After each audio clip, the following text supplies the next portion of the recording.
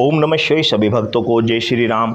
आप सभी भक्तों की बार बार कमेंट्स आ रही थी कि गुरुजी हमें व्रत में सोमवार के व्रत हों, चाहे 16 सोमवार के व्रत हों, सोम प्रदोष व्रत हों, या श्रावण मास के व्रत हो जो पूरे सावन रह जाते हैं, या सावन के सोमवार के व्रत हों, उनमें क्या खाना चाहिए। ये बार बार आपके कमेंट्स थे कि गुरुजी हम क्या बनाएं, क्या खाएं। पूरे सोमवार अगर व्रत रखें, पूरे सावन मास पूरा महीना व्रत रखें तो क्या खाएं।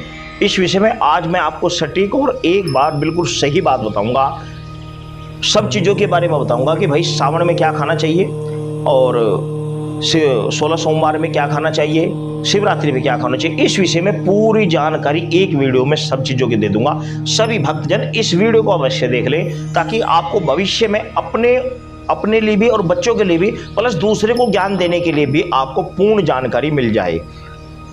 इस विषय में मैं आपको पूर्ण रूप से बिल्कुल सटीक और सही जानकारी दूंगा। इस वीडियो को अंत तक अवश्य देख लें, क्योंकि ये बहुत इंपॉर्टेंट आने वाली चीज़ है आपके आने वाली पीढ़ियों के लिए भी। तो इस वीडियो को अंत तक अवश्य देखें, ताकि आप लोगों को ज्ञान दे सकें। सर्वप्रथम मैं जो बात करूंगा वो श्रावण मास के पूरे महीने के जो व्रत रखे जाते हैं उस विषय में मैं बात करूंगा, क्योंकि ये बहुत महत्वपूर्ण व्रत होते हैं पूरे सावन मास।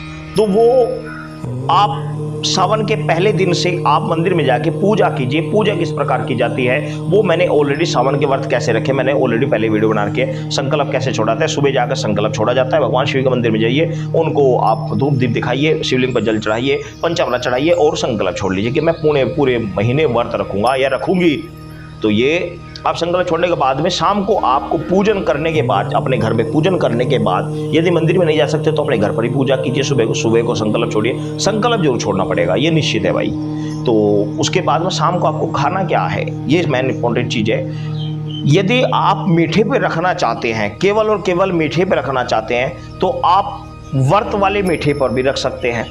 जैसे कि चुलाई का मीठा बना लेते हैं या मीठे पेड़े बना लेते हैं। यदि आप उनको खाने, यानी कि केवल मीठा खाकर ही आप रहना चाहते हैं, पूरे सावन व्रत फल आदि खाकर, दूध दही आकर खाकर रहना चाहते हैं, यानी खाना ही नहीं चाहते, खाना खाना ही चाहते, तो पूरे महीने ऐसे भी आप रख सकते हैं।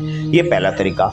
दूसरा तरीका ये है कि शाम के समय आप व्रत वाला अन्न खा सकते हैं, जैसे कि कुट्टू का आटा, सिंघाड़े का आटा, शामक के चावल आदि, और ये सेंधा नमक आदि, हरी मिर्च आदि, इसका भोजन बनाकर भी आप शाम के समय खा सकते हैं। ये भी एक तरीका है। जैसे नवरात्रि व्रत में शाम के समय जो व्रत वाला भोजन करते हैं, उसमें आप वैरायटी बताऊंगा तो बहुत सारी हो जाएंगी। कुछ भी बना सकते हैं, कुट्टू का आटे वगैरह, शामक के चावल वगैरह, सिंघाड़े का आटे वगैरह, इन चीज़ों से आप भोजन बना सकते हैं। जो व्रत में खाया जाता है वो आप शाम के समय एक टाइम खाना खाकर उस तरीके से भी आप रख सकते हैं।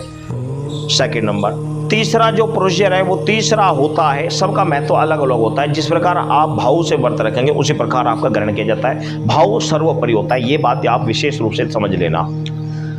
तीसरा जो तरीका है वो तरीका है कि शाम के समय आपके घर में जो भी भोजन बन रहा हो, ध्यान रहे कोई भी शिव भक्त हो चाहे, उसके परिवार में लहसुन प्याज का बिल्कुल वर्जित रहता है। मांस मदिरा का तो मतलब ही नहीं बैठता, लहसुन प्याज का पूरे परिवार में वर्जित रहता है। खासकर व्रत रहने वाले व्यक्ति को लहसुन प्याज पूरे महीने नहीं खाया जाता, सावन के महीने में लहसुन प्याज वर्जित होता है। ये ध्यान से समझ लेना, सभी भक्तों के लिए विशेष, और अपने सभी भक्तों को भी बता देना। ये बात जो मैं आपको बता रहा हूँ ये वेरी इंपॉर्टेंट चीज है, और पूरे श्रावण मास ब्रह्मचारी का पालन करना होता है। सभी ग्रस्त में व्यक्ति ध्यान से सुन लें, चाहे कोई भी हो, पूरे श्रावण मास ब्रह्मचारी का पालन करना होता है। इसलिए इसका विशेष ध्यान रखें। तो आपको इस विषय में और वीडियो मैंने बना रखी है, आप देख लेना।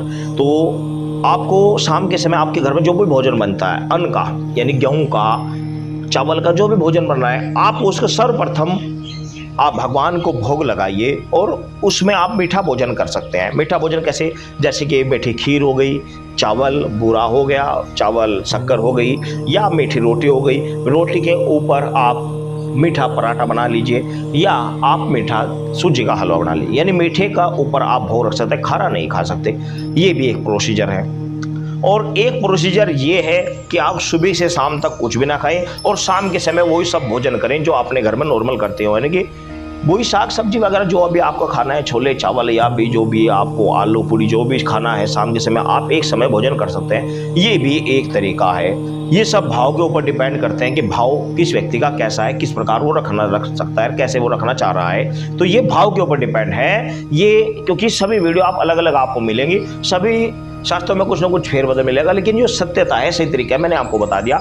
ये तरीके होते हैं, इन तरीकों से आप जो सा आपका मन का भाव आपका प्रबल हो, जिससे आपका भाव बने, अपने भाव के अनुसार, अपने विचार के अनुसार, उस प्रकार आप रख ले, पहली बात। दूसरी बात, यदि आप श्रावण के 5 सोमवार व्रत रखना चाह रहे हैं तो उनमें ध्यान रखें, उनमें शाम को आपको मीठा एक लिमिट भोजन में, एक भोजन ले लीजिए। जैसे कि एक आपने थोड़े चावल ले लिए, उसमें अल्पाहार भोजन ले लेते हैं, एक लिमिट में, नहीं थोड़े चावल ले लिए, थोड़ा उसमें बूरा ले लिया। कहने का तात्पर्य कि उसमें खारा नहीं खाया जाने का। शाम को 5 सोमवार जो व्रत रखे जाएंगे श्रावण के मास के, वो श्रावण मास के पहले सोमवार से स्टार्ट किया जाता है और श्रावण के खत्म होने के बाद एक सोमवार बाद में पड़ेगा।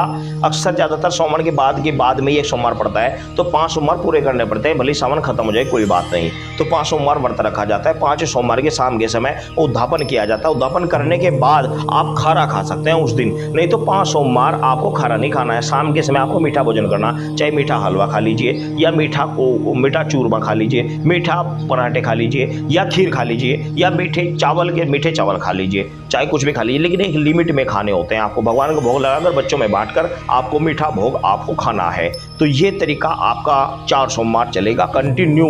शिवरात्रि पर आपको ध्यान रहे, शिवरात्रि पर शाम के समय मीठा या खारा कुछ भी नहीं खाया जाता, जो श्रावण मास की शिवरात्रि पड़ती है। श्रावण मास की शिवरात्रि में आपको रात्रि पूजन करने के बाद 12 बजे के बाद खा सकते हैं, या फिर आप अगले दिन सुबह खाइए।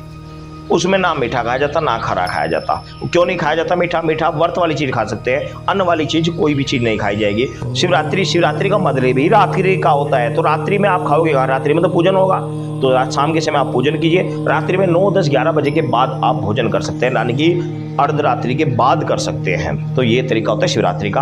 तो श्रावण मास के जो सोमवार है उनमें शाम के समय आप मीठा भोजन कीजिए और सुबह पूजा करने बाद में आप खारा जो मर्जी चाहे खाइए, लहसुन प्याज का बिल्कुल वर्जित रहेगा। ये हो गया श्रावण मास का।